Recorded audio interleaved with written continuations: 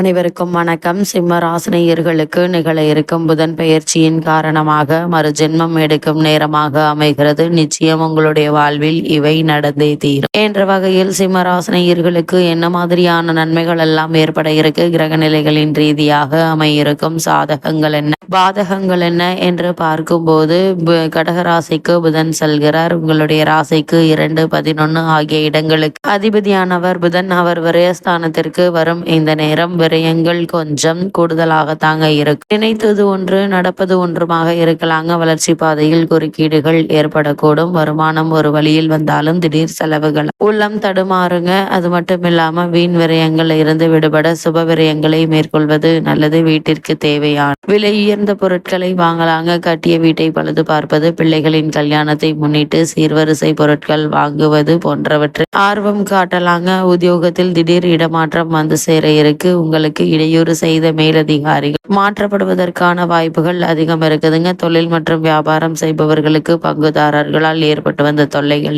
நல்ல ஒரு முன்னேற்றம் ஏற்பட இருக்கு. மாணவ மாணவிகள் வெளிநாடு சென்று விசேஷ உயர்கல்வி பயில வேண்டும் என்ற விருப்பம் உள்ளவர்கள் அதற்கான முயற்சிகளை இப்போது நீங்கள் தாராளமாக மேற்கொள்ளலாங்க. சிம்மராசினியர்களுக்கு கிரகநிலைகளின் ரீதியாக கூறப்படும் பரிகாரம் என்ன என்று பார்க்கும்போது விநாயகர் வழிபாடு உங்களுக்கு வெற்றியை வழங்கும் வழிபாடாக அமைகிறது.